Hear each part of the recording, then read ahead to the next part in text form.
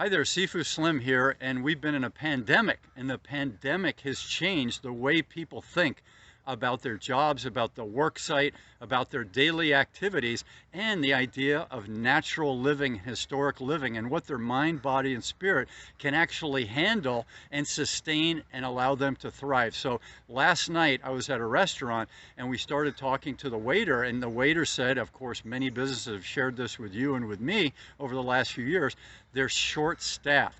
So I'm going to ask a dear friend of mine and a coach, and I'll ask him to introduce himself, and we'll share his opinion about that shortage of the workplace. Hi, my name is Richard M-Hing, and my normal profession is as a software engineer. But lately, I am semi-retired, kind of, and I'm actually a tennis coach now. And so I coach Henry, and we become great friends. Now, he posed this question to me this morning, like, do I have any idea why it is that companies are having such a hard time to attract employees back into their workplace after the pandemic? Um, I don't have any scientific answer to that question, but my sort of off-the-cuff musings, I've really had to muse about this for the last couple of years and for the last year. Why is this happening? And I think what's happening is that the pandemic has caused people to reassess the priorities in their life. They kind of got accustomed to being with their family, to being with their children, to liking it. And of course, they suffered a lack of income. Well, many, not all, a lack of income during those times. And they had to come to grips with that. But they couldn't leave the house. So here you are, you can't leave the house, you're with your wife and your family 24 hours a day, with the screaming kids and all, and you had to deal with the screaming kids, you had to deal with the upset during, the interruptions during the middle of the day, you had to deal with less money, you had to deal with wearing a mask to go out and being very careful when you go out to the gas station or you go out to the grocery store. You had to deal with those things which you didn't really have to deal with when you put your clothes on in the morning and you left for the office. When you left for the office, you could ignore the home, you could ignore the children, you could ignore all the interruptions during the day. And you got accustomed to that. But now you also got accustomed to being with the family, and you began to like it. And then now that the companies are asking you to come back in, you say to yourself, well, huh, you know, some are saying, no amount of money is going to get me to do a 1 hour commute into the office and a 1 hour commute back home. No amount of money, you know.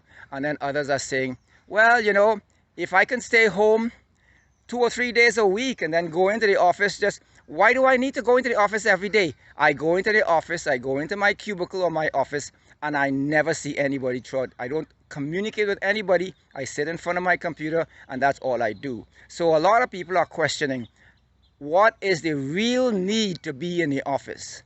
And many people are answering that questions by thinking to themselves, well, you know what? My boss just likes to see me at my desk. And that's the only reason.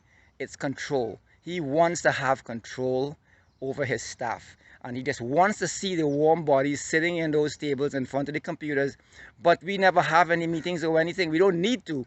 And in fact, many of the meetings we do have are useless. They're there just to prove that the manager or my boss has a function. And so I think the whole world, both corporate and individuals, are reassessing the situation. I think we're now coming up. I think a hybrid workplace is part office, part home, is more or less the de facto standard, becoming the de facto standard. And many people are now going to say, I'm not commuting to work anymore. I'm going to find a job right next to me in my local area. I may have to accept, you know, like 30%, 40% less pay. But you know what? The benefits of less travel, the benefits of less wear and tear on my body for the commuting and being able to see my children and my wife more during the week far outweighs the loss in income. Put you back now to Sifu Slim. You know, hold on. So yeah, so I'm really glad Richard shared that because he's been working in a project reassessing and researching the subject of the work site and what the future of the work site might turn out to be for us. So we're talking about the now, and then we're also considering what's going to be the work site of the future. So the work site of Apple computers from the late 70s through the 90s, it evolved throughout those years, right? And it's continued to evolve since then. And so we have a lot of highly skilled people that need that focus time. And do they need to be glad handing and talking to the employee, their other staff members, going to the coffee area in the workplace, going to all those meetings when they've been giving a task? Let's say it's develop a software program, and they have their task, and we have all these applications that allow these people to communicate and cooperate, doing their own project, and then seeing when they need to what the other individual in their group is working on. So that's that one.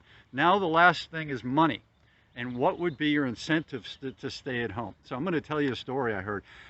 For a contact of mine is currently doing real estate in the state of Florida, and he told me that he had spent years in the restaurant business in the Boston area, and it was very difficult for him to make ends meet and to pay all of his overhead, pay his employees, all the benefits, the workers' comp, the rent, all those things, the food costs, you know, food spoils.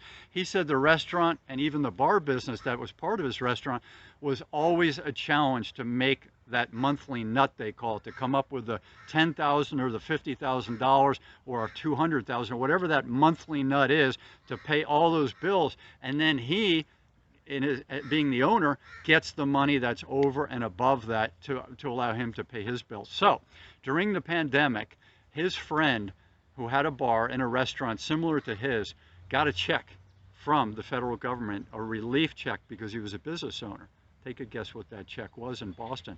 A basic restaurant and bar. It was $500,000. Now that money is supposed to sustain that business, to keep it alive, so that when the COVID comes down and we open the world up again, people can go back in, the staff is there, they're sustained, etc. And in the meantime, this person could pay his staff to pay the rent and to keep the owner of that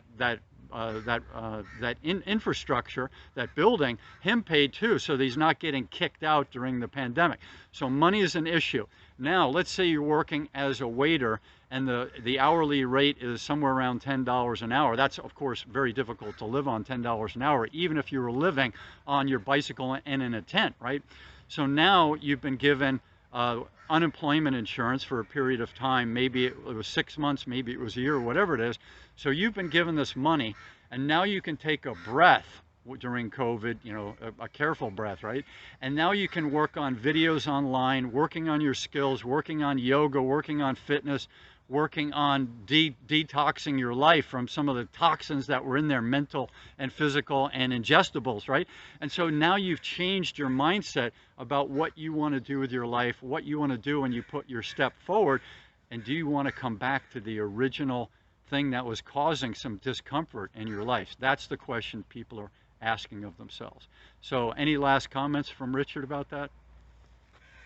I think you nailed it. I think, you know, if you were to put together what you were saying and together with what I was saying, and we come up with a pretty good answer to that question of why corporations are having a hard time to attract employees. There's also a migration going on where people are actually moving to other parts of the country. I see that within my own family and friend circle. They're actually moving. They're moving to get a house that is probably less expensive, to live in an area where they can actually up-level their quality of life or standard of living. And that's happening. That's not easy though, because even those areas of the country that have traditionally been less expensive are now getting very expensive because of the migration into their communities. So we're undergoing, I believe, in our society, and not just here in the US, but in the world, we're undergoing a tremendous transformation. And all of this was, you could say, was catalyzed by the pandemic, but I think it was a long time in coming. I think we knew in our hearts from way in advance that the way we were taking the world, the way we were taking our societies was not sustainable in the long run. And finally the dam broke. The pandemic caused us to break that dam, and now we are here Reassessing. reassessing, redesigning, realigning our values, and then we will realign our societies. Now, a lot of people say, well, I don't see that happening. I see war in Russia and Ukraine. I just see more of the same. Well, it's what, the spiritualists have a word for that. They say, the darkness comes before the light, or the light is shining a bright light on the darkness. So we are seeing more darkness than we did before, because we really didn't have the light before to see the darkness. So, yeah, so we can see more of the bad. We could see more of what we want, because now we are aware. So again, put you back to Sifu Slim.